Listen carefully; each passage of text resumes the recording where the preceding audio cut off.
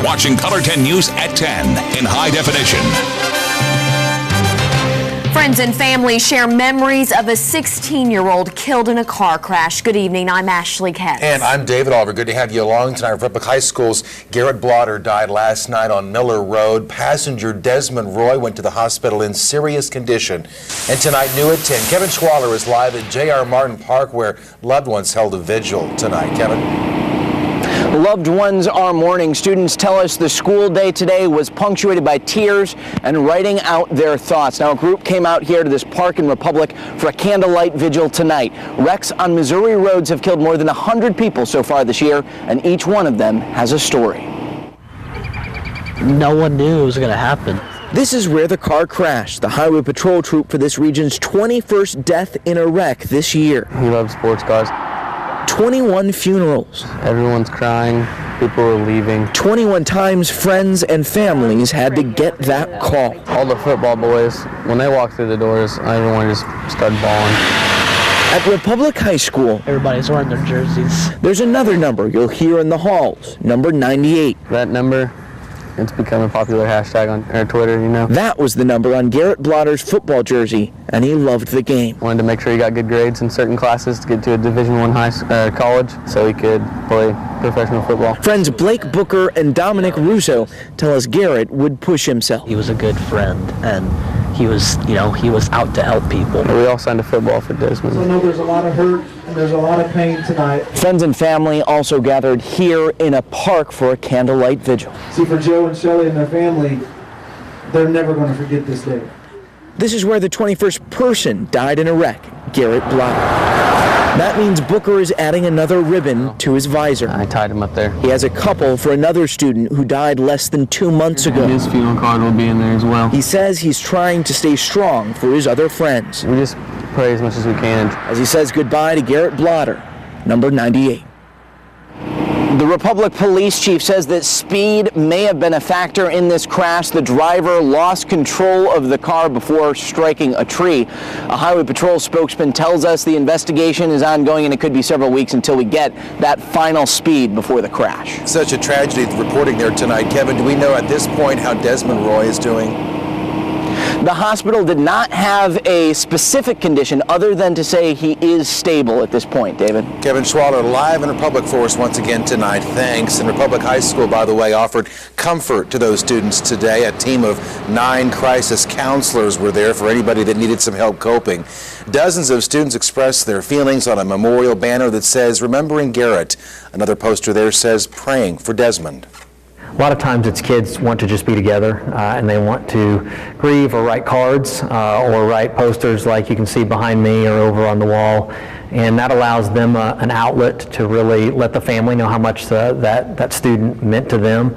And the school's principal also tells Color 10 News the community has really experienced some highs and lows now over the past couple of days. A couple of days ago, in fact, Republic won its first state basketball championship in 50 years. A former teacher is facing charges accused of inappropriately touching and kissing a student. The Christian County prosecutor charged Daryl Ferris with attempted enticement of a child and third-degree assault. Ferris used to work at Sparta Middle School, and the accusations involve a 13-year-old girl. The superintendent says Ferris resigned January 31st. And you could soon decide whether to extend a Greene County sales tax to pay for the Springfield police and firefighter pensions.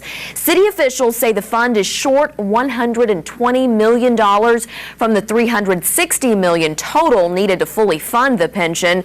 Voters started paying the tax back in 2009, and that brought the pension up $240 million. City leaders began talking about the tax today, and that could be approved for next year's ballot. Jamie Warner is in the weather lab tonight watching for some snow that should impact the Ozarks this week. Jamie? Yeah, it looks like for that first full day of spring, we're going to be talking about wintry weather, not spring weather. And winter storm watches are already in effect for a large portion of southwest and southern Missouri. All these counties you see shaded in blue, that's where the winter storm watch is in effect. And there's the expectation that on Thursday we could pick up 5 to 9 inches of a heavy, wet snowfall. And again, this will continue to get refined as we get closer and closer to the event, but it does look likely that we're going to get some significant snowfall accumulations across the area Thursday into Thursday evening. Outside right now, we've got mostly cloudy skies. From time to time, you see a peak or two of moonshine through those clouds. Radar's been picking up a few light showers, but so far I haven't really seen anything reaching the ground. And that light shower activity should be moving on out anyway. 39 right now in Springfield. Temperatures will begin to cool a bit faster once we clear out some of this cloud cover. We'll start tomorrow off a little below freezing. Skies will be mostly cloudy, but sunshine should break out pretty quickly during the morning. We'll find sunny skies in the afternoon and highs in the 40s. The rest of the week through the weekend, cold, wet, and snowy at times. Not fun stuff, Jamie. Thanks. Well, hundreds of homeschool students fill Springfield hotel rooms. They're here now for the National Homeschool Basketball Championship. Color 10's Lori Patton explains tonight their fans and families invest millions in the city this week.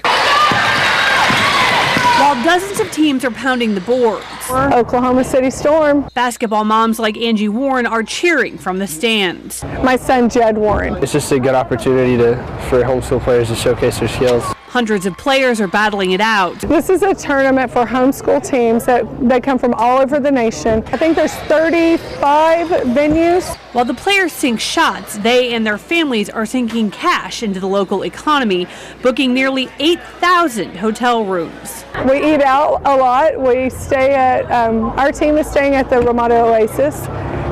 We do lots of shopping. The kids love going to the mall. Michelle Lockhart and her family made the trip from Memphis. Spending lots of money, vacationing, and enjoying ourselves. The athletic director of the court's athletic venue says in just the last few years they've turned a profit, and this tournament has helped make that happen. The last 2 years has been pretty good for us, and this tournament's really helped us out a lot. The Springfield Convention and Visitors Bureau says this tournament has grown year after year with more teams, players, and supporters, and so has the economic growth it brings with it. Conservatively, we estimate that the economic spending on that is anywhere from $3.65 million to $4 million for the event.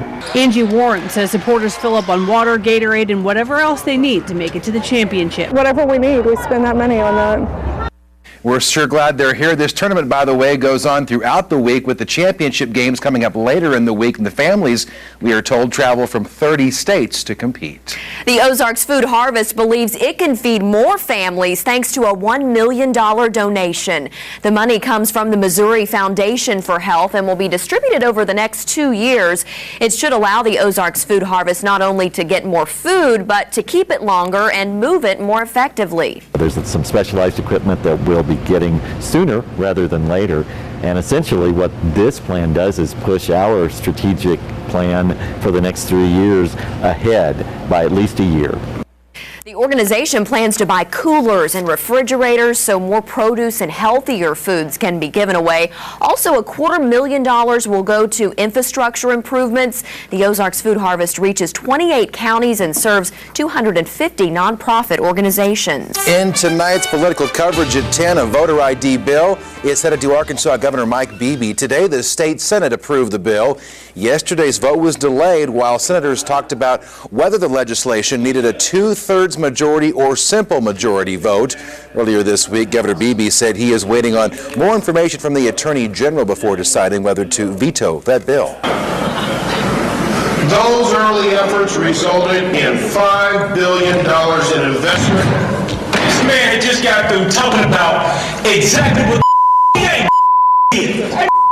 Check it out. This right here is Kansas City's State of the City address. A man rushed the stage there, stood next to Mayor Sly James. Officers grabbed him and tackled him and got him off the stage as he yelled obscenities. Mayor James resumed the speech and received applause from the audience. Expect Twinkies back on store shelves in just a few months. A bankruptcy judge has approved the sale to a pair of investment firms. They bought the brands from Hostess for $410 million. In addition to Twinkies, the sale includes Ding Dongs and Ho-Hos. The judge also approved the sale of Wonder Bread to Flower Foods. Hostess went out of business during a strike by members of its bakers union. Government money should help former Hostess workers here in Missouri. The Department Department of Labor has $2.2 million for training and re-employment services.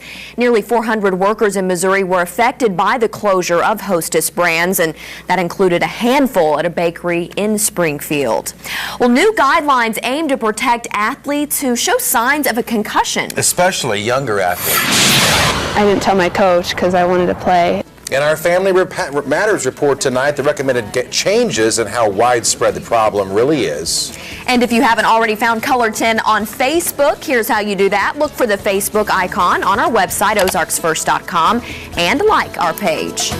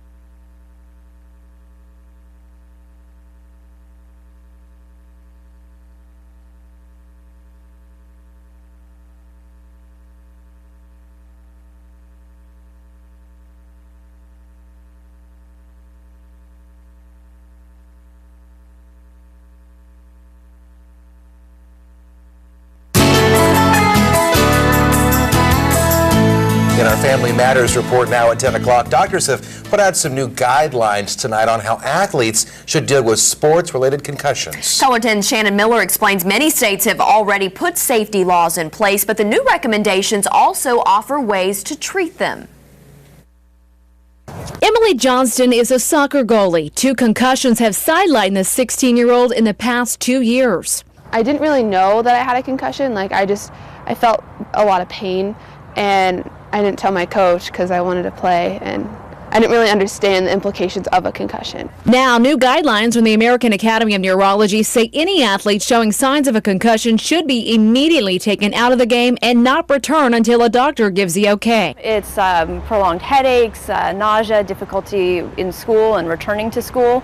Long term, we're seeing much more significant issues such as long-term memory issues. Teen and younger athletes should be managed even more conservatively because their brains are still developing. The guidelines emphasize a gradual return to play. Having them home and not having a lot of stimuli, which includes computers and loud music and TV and even intense studying.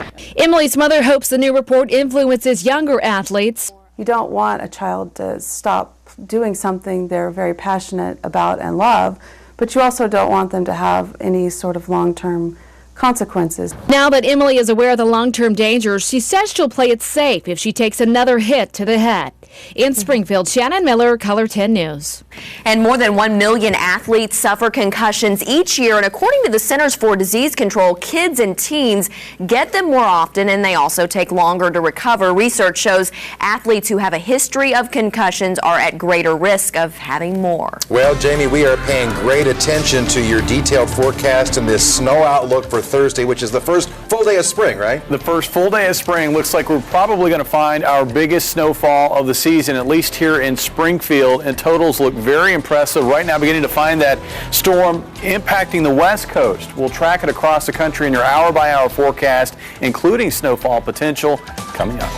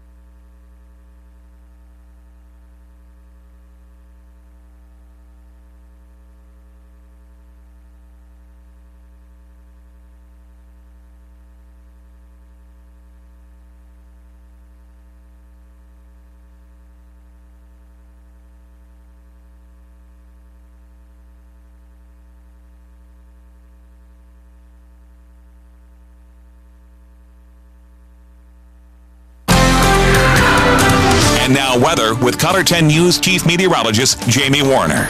All right, kind of cloudy out there, peaks of moonshine from time to time, and on the chilly side, 39 right now in Springfield. Winds, well, pretty much non-existent. They've been light throughout the evening hours. Here's what's going on across the United States. We've got this one disturbance, really just a cloud maker making its way across the region right now. A bit more cloud cover than I thought we'd see today, and that kept afternoon highs cooler than I thought we'd see. As a result, we only saw a high today near 50 this afternoon in Springfield, but some areas to our south did manage to make it into the 50s. Out west, tracking some wet weather on the west coast, which is generating rain right now, but will generate some snow across the Ozarks on Thursday. It's this little pocket of upper level energy that we're finding right here. That's going to be making its way east across the country.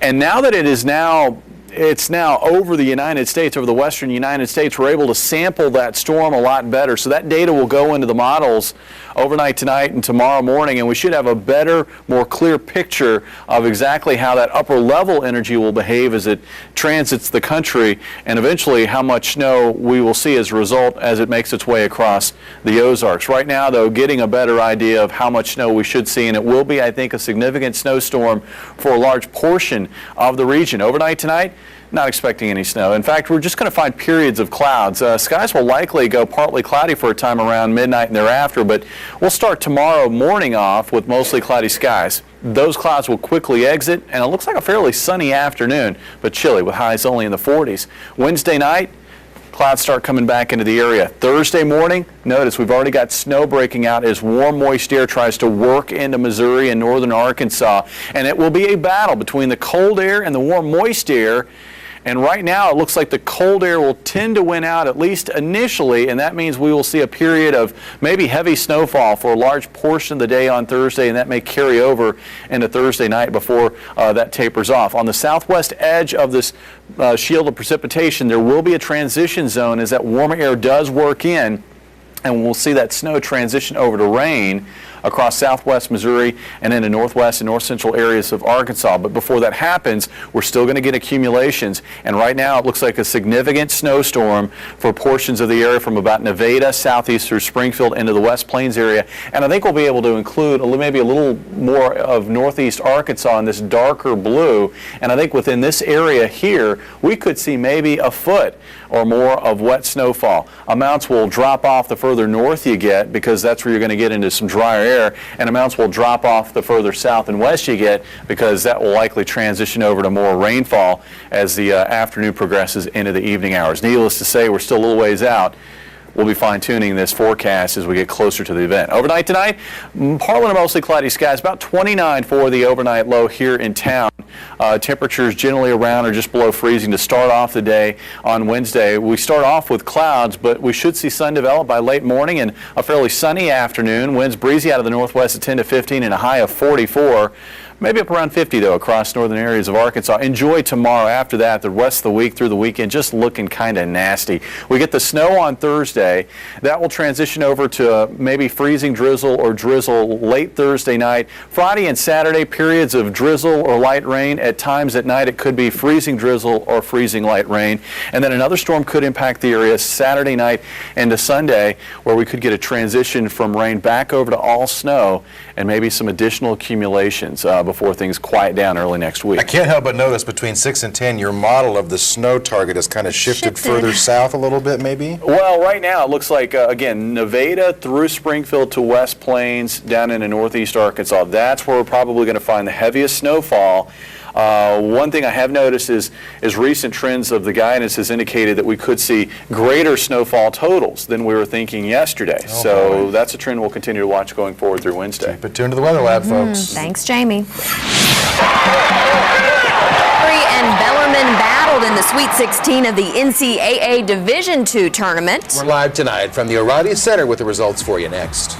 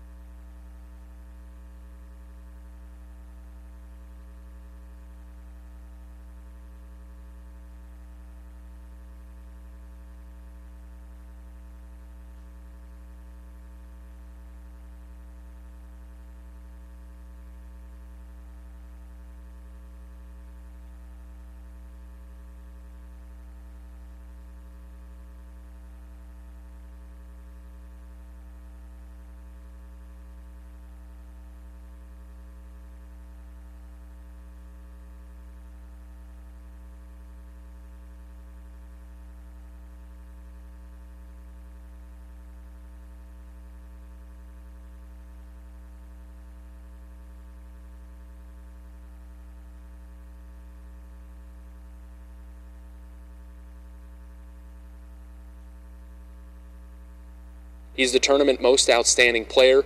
Alex Hall had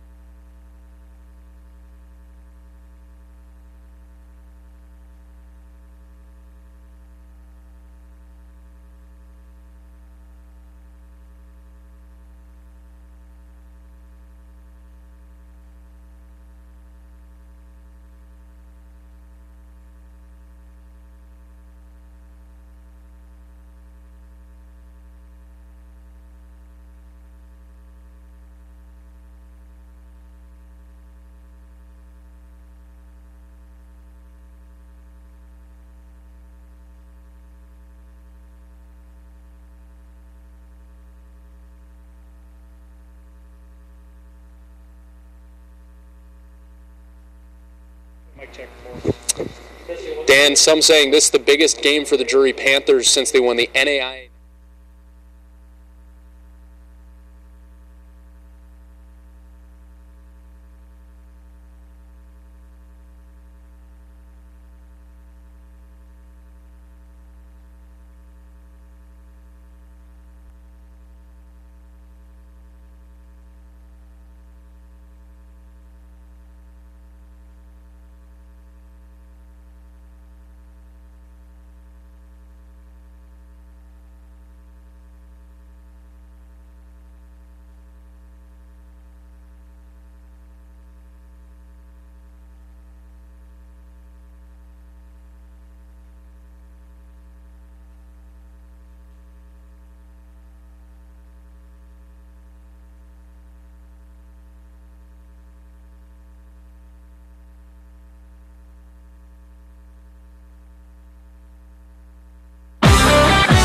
And now, the Chevy Dealer Sports Report with Dan Lucy.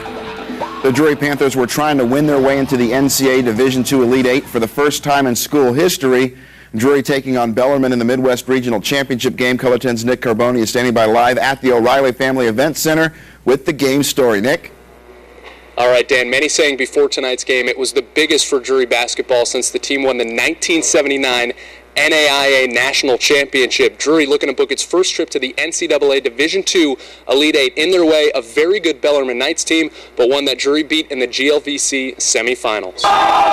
This is the first regional final for Drury since 2004. Scott Davenport and the Knights, they're used to this position. 2 straight regional champs, won a national title in 2011. Good start for Drury. Brandon Lockhart to Alex Hall to Ian Carter. Man, you can tell they're playing well lately. 2-0, then Hall pops a 3. It's 7-2 Panthers, but Bellarmine hit 11 threes in their semi. Here's Ryan Burton with a triple. 10-6. Drury defense coming through.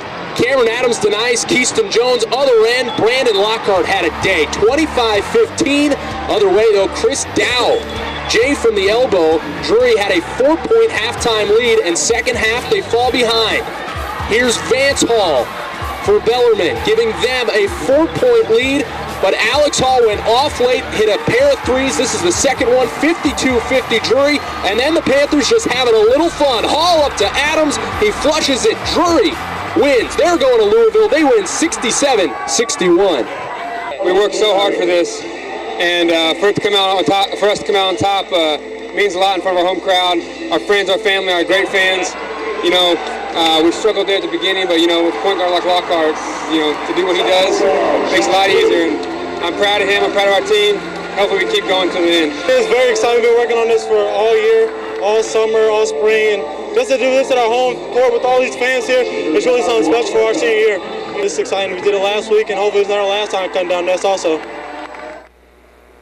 Dan, it'll be a while before they can cut those nets down again. Drury won't play until March 28th in Louisville, Kentucky's Freedom Hall. That's going to be against South Carolina Aiken in the Division II Elite Eight, the first for Drury. Drury, with a win tonight, won their 20th straight contest. That ties a program record. Lockhart had a night, 21 points, 5 steals. He was named Regional Tournament Most Outstanding Player. Hall had 15 tonight. He was also on the all-regional team. So, Dan, Drury going to Louisville, looking to cut down some more nets in the Elite Eight. Back to you. All right, thanks a lot, Nick. Back in 2000, Drury hired Nyla Millicent to start its women's basketball program. Millicent went on to win 185 games as the Lady Panthers coach. She led Drury to 6 first-place, 1 second-place finishes in their conference during the tenure.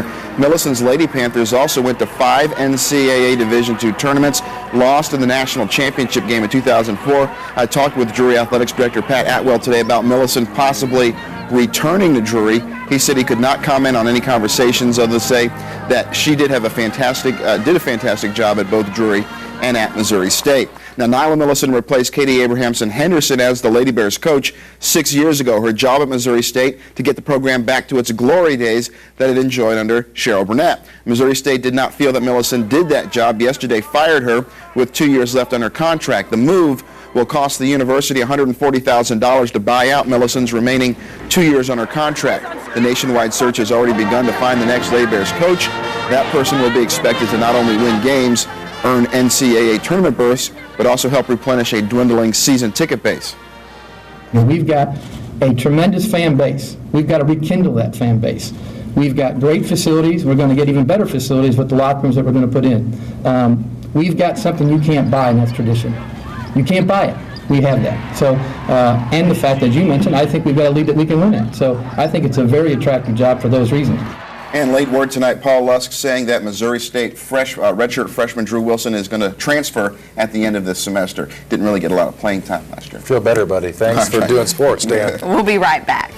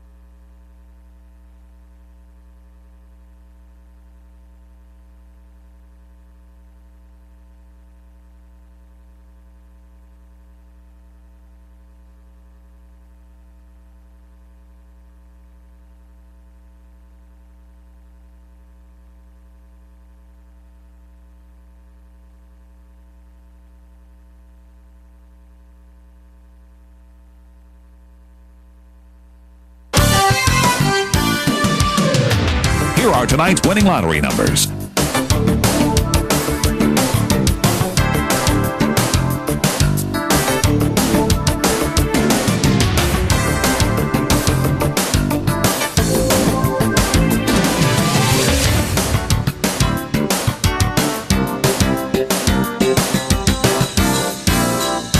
Color 10 News will continue in a moment.